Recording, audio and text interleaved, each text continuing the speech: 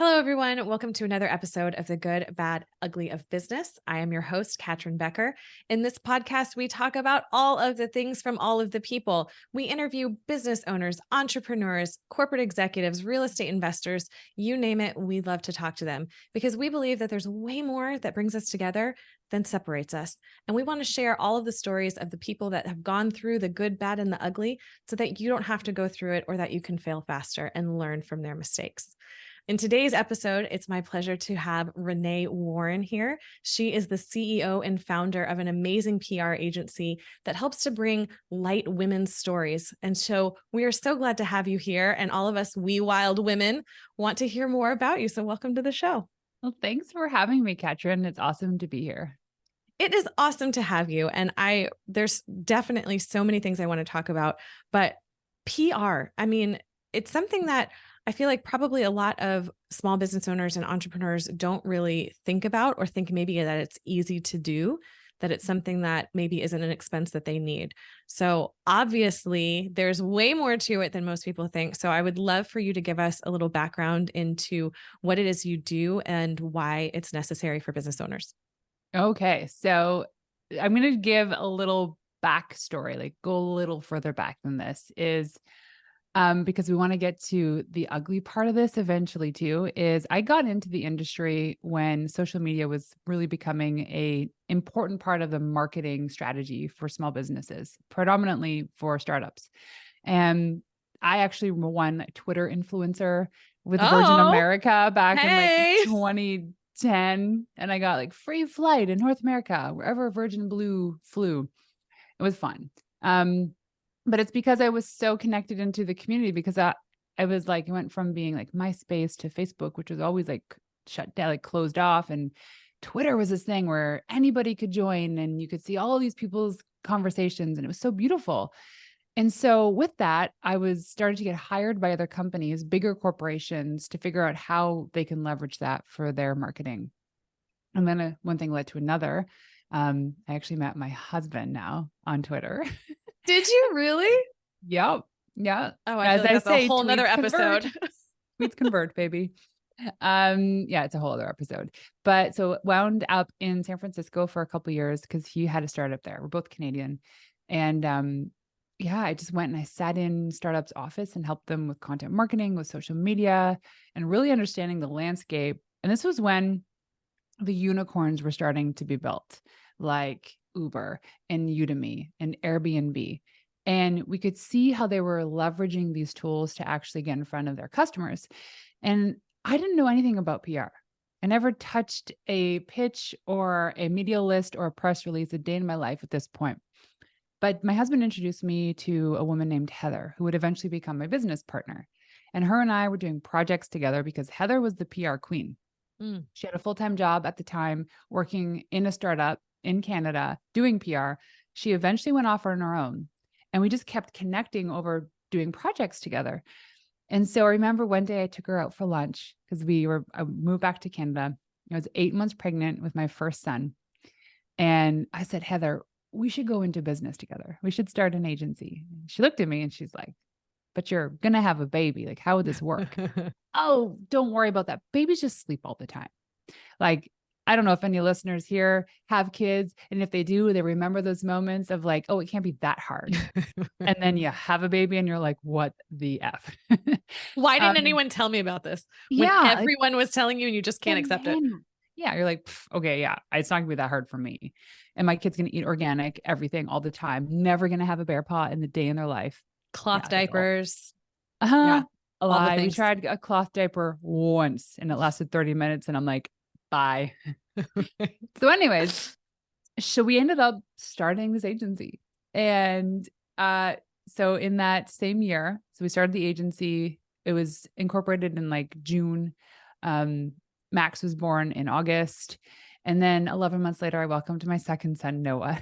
So oh my gosh. 2 babies in the same year of starting this agency, of which we were signing contracts with clients from South Africa to San Diego. And starting a business is a birth within itself. Oh yeah. So I had triplets. Thank you for pointing that out. Feel seen. I had triplets. They all kept me up at night. Every single one of them. Right. So the first 2 years of that part of my kid's life, I don't remember a thing. Like it's probably some trauma built Hey, in from they lack of don't sleep. either. So Well, I hope not. I don't know. So anyway, we grew this agency.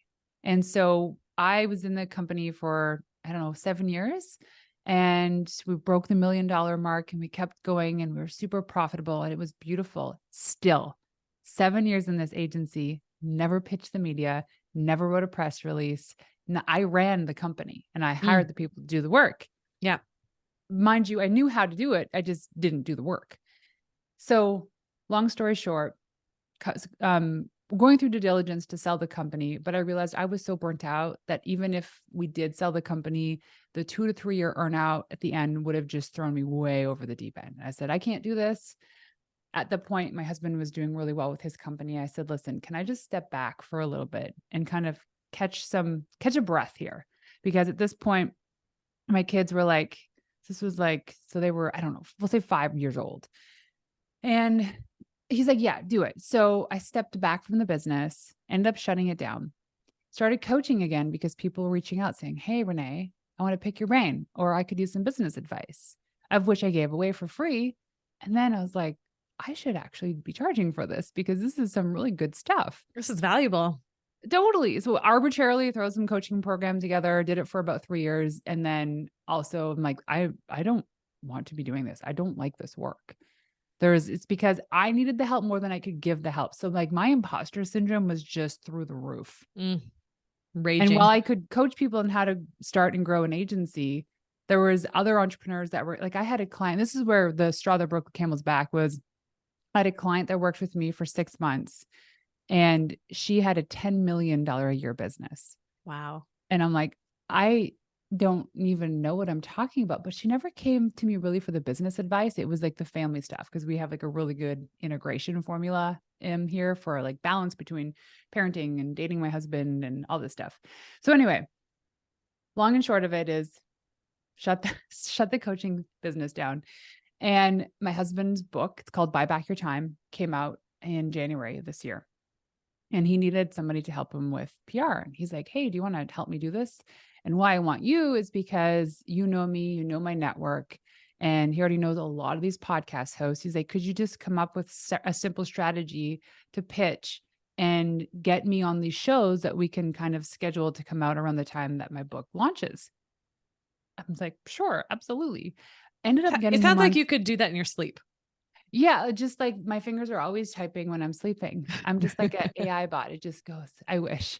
But I landed him some really big shows. And he goes, how'd you do that? I'm like, I don't know, but I'll forward you the email. He goes, that was awesome. How did you know to say those things? I'm like, because I'm a human and that person's a human. And I just connected with them because I wanted to provide value to them. But I also want them to feel like they're seen and heard and not just a number on a media list. And he's like, you're really good at this. Remember, hadn't pitched media a day in my life. So I got this opportunity to reinvent myself and reinvent the space. And there's a lot of beautiful publicists out there, and there's a lot of incredible smaller PR agencies and big ones too. And they all do different things and they have different niches. But what I know is the most important thing, and we'll probably get into this at one point, is how custom and personal each outreach has to be. Like how my VA pitched you is part of that process.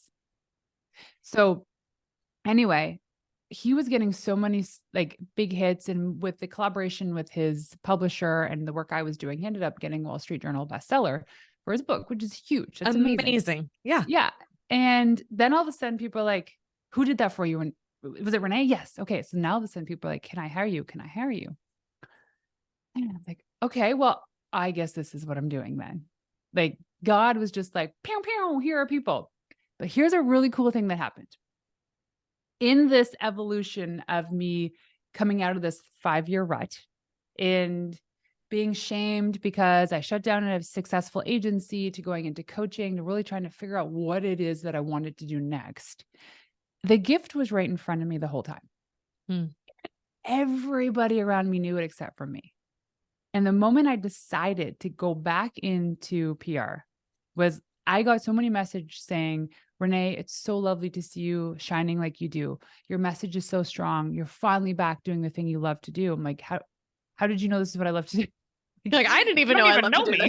this. They could just feel that essence. So in December of 2022, we were at a Tony Robbins event, Date with Destiny in Florida. It was my second time going there. The first time was in 2015. And I had obviously knew of Tony, had never been to an event before. If anyone's been to UPW, Date with Destiny, Business Mastery, you're in this room with thousands of other people, hyper air conditioned, and everyone's jumping around like crazy rabbits and kangaroos. And you're like, who the heck are these crazy people? Not only that, these are 16-hour days for like 5 or 6 days in a row. You are depleted, you're tired, you're exhausted, you're emotional, yet people go back for more the next day. I'm like, these people are insane, literally insane. First time I couldn't figure it out, but this time it hit so hard. I was like, oh, now I get it. Now I understand Tony's process, why these people are in this room, and why I need to be here.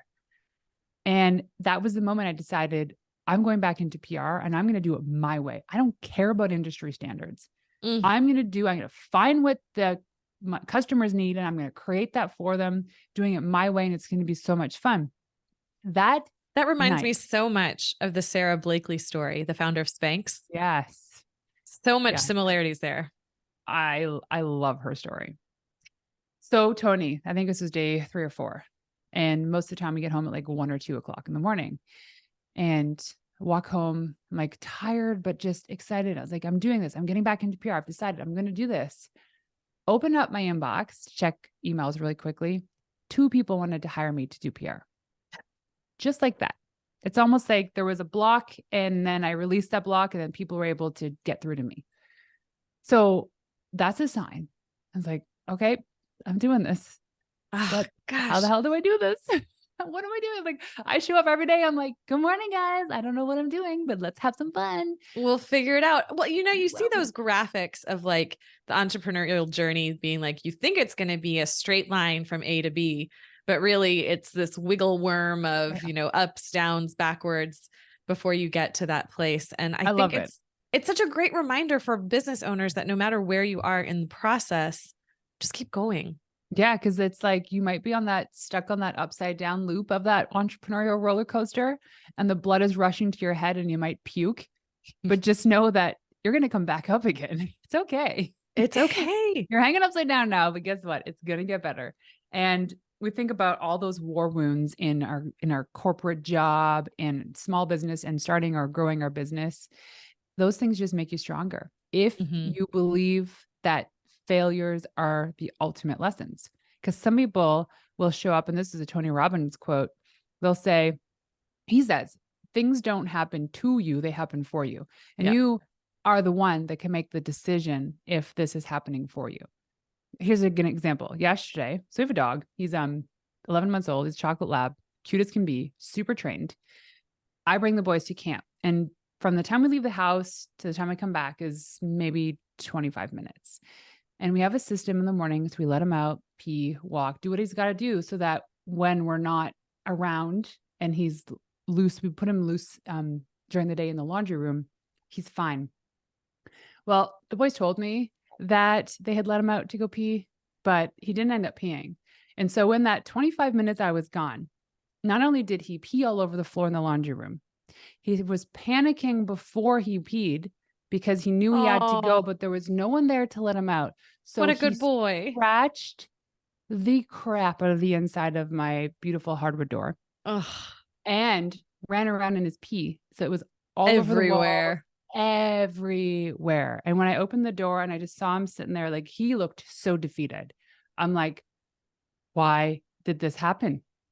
Like, God, please, what's the lesson in this right now? I need to know. I just got it done. I just cleaned up, got it done. And then we have a cleaning lady today. I'm like, can you just do an extra little wipe? It needs a little extra there. Yeah.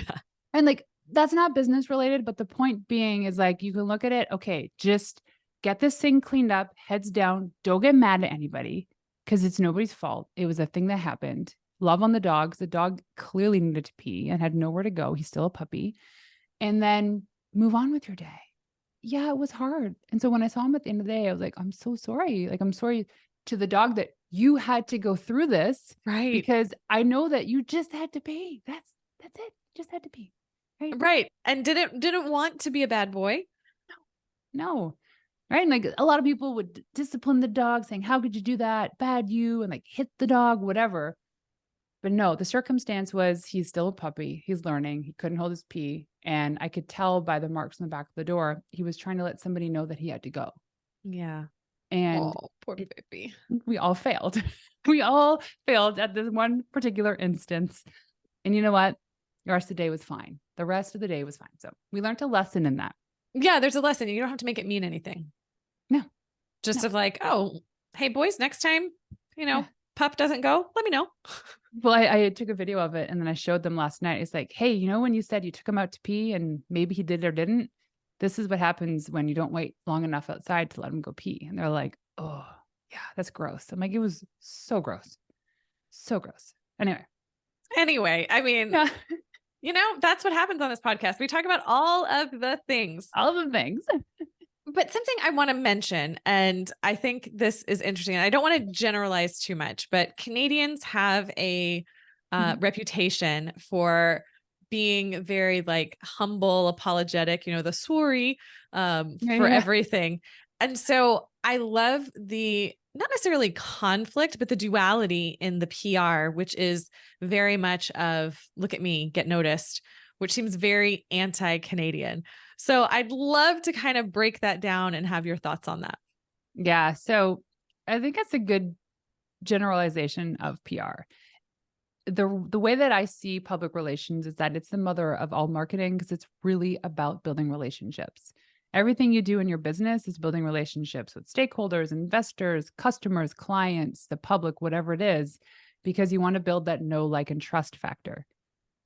And I can't say that it's just unique to Canadians, but Canadians are known to be nice. They're known to just be respectful and patient. Not every single one of us, and not every single one of us on a 24-hour basis.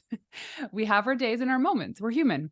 However, when it comes to business and what I know about the industry too, is we very likely, I am just generalizing, have a different approach to pitching. It takes longer. It requires more patience. I see this, and it's not necessarily comparing Canadians to other people that do this work, but the best way to do like pitching, for example, is when you look at your media list, every single contact on there is a human being that likely has a very loaded inbox, and how you're showing up in that inbox is representative of you or the person that you're representing. And you can't just be like, hey, Renee, or hey, girl, how's it going? Or hi, I wanted to plop this person in here because maybe they'd be a good guest for your show, without that personalization, without the customization. It's really so important because we feel it. Totally. And it's like, I had a pitch for a client. Her name's Amber. She just published a book in June. And it took me 10 iterations of this pitch to finally get to the point where it's like, this is good, right? The first few are rarely ever the home runs. There is a little like grammatical thing. It was just one word that I put in the first line of the pitch that can sound like it's criticism, and it's not intentional. What I say is something like, and I may have even used it in our pitch with you, is, hey, Catryn, your podcast is super valuable. I love the content, but I see a little gap in the content that I think would be valuable to your listeners. I think that's exactly what it said. The word but has never been an issue, but there was something in the back of my mind for the longest time. I'm like, if I just changed the word but to and, it would change the whole like sentiment of that sentence. And so I went along and I don't know, pitched hundreds of people at this point. No one said an issue, got her on a bunch of shows. The other day, a woman who seemed very angry replied with a couple paragraphs about how critical it was. And I know you're not intentional about this, but she was super stark rude. And I wrote back to her, and maybe this is the humble Canadian me, I don't know. I wrote, I'm so sorry, you're right. I could have changed the word but to and it would have changed the intention of that sentence. And then I was like, I owned it. Again, maybe not a Canadian thing, which is it's what we should be doing is owning the mistake, because my intention wasn't to have her feel that way, but that's how she interpreted it for whatever reason. Yeah. And Maybe her dog peed all over the laundry room that morning. Exactly. So I'm like, you're right. You know what? I'm so sorry. I could do better going forward. I will fix that. And then I said, my something like my communication to you is not representative of my client, Amber. I just want to know that don't get mad at her because you're mad at me about using the word but. Like, that's what I said. And then I just owned it up. But I said, listen, if you feel like she's still a good fit for your show, that would be amazing. I'm sure that would make her happy, whatever. And then there's still communications back and forth. The point being is just be nice, be kind, respectful, patient when it comes to anything you do in your business, whether you're leading a team, whether you're pitching investors or trying to get new customers. People that are kind, they win. Kindness wins every time. One of my favorite quotes, Stevie Nicks, she says something along the lines of, if you're gracious, you've already won the game. Gosh, that's so good. Yeah. That's it. Well, it's interesting. My mentor has ironically, or maybe not ironically, maybe this is exactly why, he's from Canada. And he says, you can either be right or you can get it right. So I think that's right. And it's such a good example of exactly what you did. His name is JT Fox. Okay. But it's exactly as you were saying with, you could have had a whole different vibe writing back to that woman instead of just being like, yeah, you're absolutely right. Because you don't want to sour the relationship that serves no one. No. And we don't know what's going on in people's lives. Yes. And that's why, like, as a driver, for the most part, I let people in, I let people pass, I let people go to the place they need to be according to when they need to be there, especially if I'm not in a hurry. Yeah. And maybe we can do that in our business too. We absolutely can. Little instances, little deposits throughout the day where just let people go before you. David, because do you ever have the experience where you do that and someone like races past you and they're obviously in a huge hurry and then you meet them at the next red light? Yeah. And it's like, oh, and they're like, oh, yeah, it's like all that stress didn't get you anywhere. But maybe they have an emergency. Maybe their kid is in the car and they're having an anaphylactic shock. We don't know these things. Yeah. We don't know an entire person's story. And this is what I hate about the cancel culture is somebody says something out of context, poor timing, poor tone. And now all of a sudden, everyone is summarizing this person based on something they said. Maybe it was a mistake. And this could be like people that are just like beautiful, brilliant people that are plugged into their community, great charitable donors and all these things. And now they said something wrong out of context and the world is smearing them. I don't think that's fair at all. I completely agree with you. And I always think about like when they find this stuff that someone did years and years and years ago, like, why do we assume they're the same person today that they were then? Like, hopefully they've grown and evolved in that point, and we can look back and go, gosh, that was a silly thing that I said. I'm so glad I don't believe that anymore. Or, here's kind of what I meant by this or whatever it is. And we never give anyone the chance to really do that. And this is why, perfect segue, I love about building a personal brand for your business is because you control the message. And the more that you can put the goodness of you out there, the person that has the expertise, the person that can talk about PR or starting a business or whatever it is the more you get to control your reputation. So that if somebody does say something stupid about you or calls you out on something, guess what's going to happen? You're going to have a whole team of people that are ready to defend you because they've gotten a chance to know who you are. They know that Catryn is kind and loving, and maybe she said that out of context. She would never say anything like that. Who are you to cancel her? There you go. So you're building that network, this community that is going to support you because you're supporting them. Well, let's talk more about the personal brand, because I think there's probably a misconception for anyone. And, particularly if you're in the employee space thinking, I don't need a personal brand, I'm not selling something. And the truth is everyone's selling something, whether it's themselves for another job or whatever. So I'd love to know your thoughts on personal brand and maybe some tips on how someone could strengthen theirs. Yeah. So I think you have to be intentional about it. So it's people that are maybe engineers that just like working in a office by themselves and keep to themselves and they don't need that, then there's potentially just no point in you creating that. But then there are people that want to either go from being an engineer and starting a podcast or starting a business. And now they need to create this personal brand because they need that exposure, because people like to do business with those they know, like, and trust. And the more that you can put yourself out there and become that expert in that space, the easier it is for people to hire you, to work with you, to find you, to have you as a guest on their show, and vice versa. So you don't come to me because I'm going to be the expert in breastfeeding, because I don't talk about that at all. The only time I ever talk about it is someone asks me about my journey. You're not going to come to me to talk about making the world's best mugs or thermoses, because I don't know how to do that. I've never positioned myself as a person that can do that. But you know what you're going to come to me to talk about, because I've built up that content. I've built up that reputation. I talk about PR. I talk about marketing for small business. So for someone to build their personal brand is think of if someone said, hey, you're going on stage in 20 minutes to talk for 20 minutes in front of 20,000 people. You don't have any time to prepare. Sorry. What are you going to talk about? And then you probably know it's like, ooh, what's the thing that's going to come to me? It could either be my previous experience or something I'm super passionate about.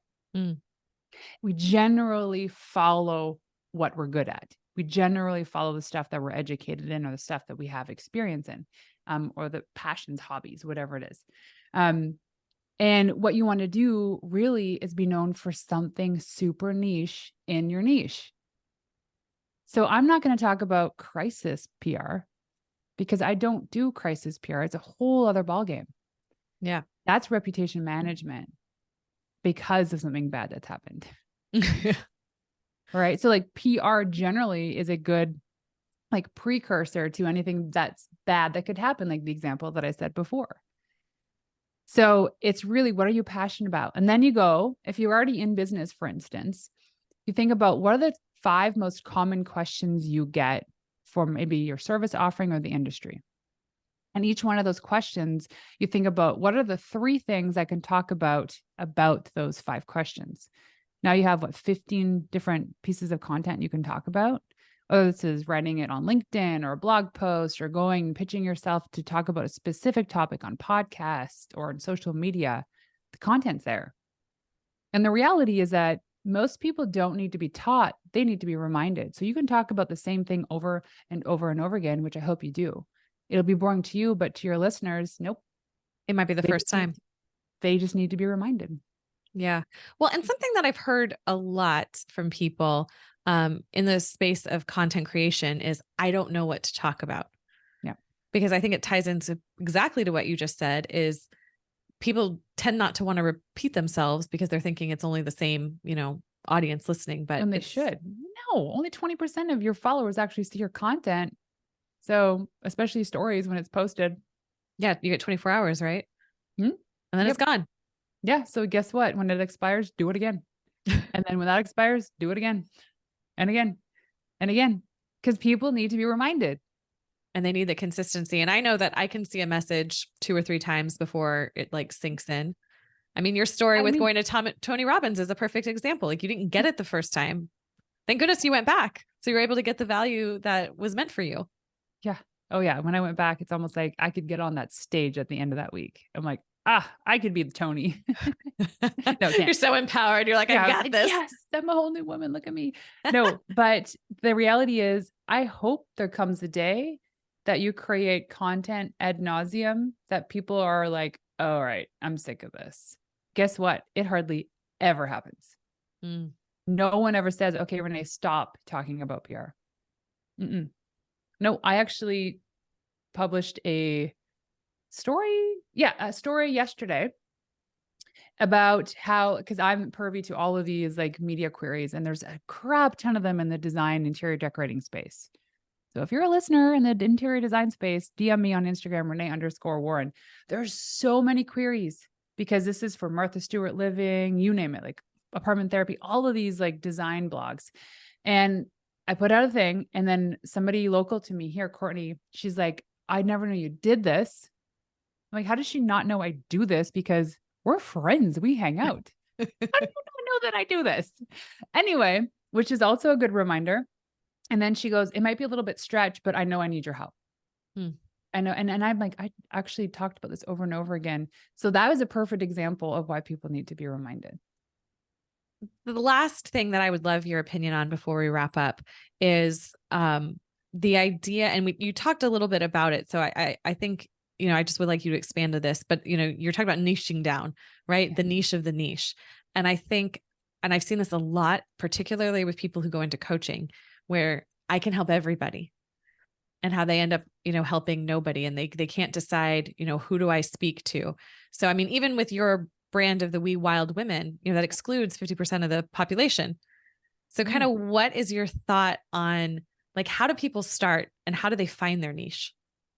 So really quick backtrack. 50% of my customers are men and they No identify as men. way. They have a penis. They're not a woman. Right? So the example is when you create a niche, there's this thing called the halo effect. You think of like a bullseye on a target. The bullseye is your ideal customer, but you are still going to attract people around that bullseye. And for me, it's men. Niching down makes everything in your business marketing wise a million times easier. Because if you are a coach that helps creative agency owners grow and scale their business, for instance, that's very Very more specific. specific than a coach that helps you scale a small business, because that could be a product-based business. Let me tell you, working with product-based business versus a service-based business, totally different ballgame. There's a totally different knowledge bank that you need to know about in terms of manufacturing and distribution and all this stuff. If you've never done it before, then you might not be a great coach. I say on my podcast, the best advice comes from someone who has successfully done it before you. Right. So if you're a coach, then niche down. There are 8 billion people in this world. And if you can tap into a small portion of that, you will be successful. Right. I mean, you don't need to have everyone as your client. No, and think about that. If you look at what is the total number of coaching clients I need in a year for me to reach my revenue targets, and if it's 30, 30 people, I guarantee you, if you live in a city that has over 100,000 people, there are 30 people in that city that need you. You don't even have to step out your front door. Gosh, that's such a good reminder. Oh, Renee, this has been so much fun. I have really, really enjoyed talking with you and learning together and laughing together, which is just so amazing. But tell the people how they can reach you. Yeah. So you can go to my website to check out some of my services. It's wewildwomen.com, or find me on Instagram, Renee_Warren. Perfect. I will also have that in the show notes for those who are more visual, but I like to cover all my bases here with the communication. And is there anything else, Renee, that we haven't talked about that you would like to make sure we share before we wrap up? No, I think the most important thing is that consistency is your currency. So keep Mm. showing up. Oh, gosh. Well, thank you so much. And thank you to the listeners for being here. I hope you took something out of this. I mean, there was so much that you could take out, but just knowing a little bit more about public relations and how it can serve you in your business and the things that you can do for yourself and the things that you can hire someone like Renee to do can make a world of difference and be that one little barrier that is holding you back, that you're right there on the loop. So just hang on, you'll make it through. If you liked this podcast, please like, subscribe, and share it with your audience so we continue to bring amazing guests like this. If there's something that you're curious about and want to learn more about, please reach out to me and I'd be happy to try to find them as a future guest. Until next time.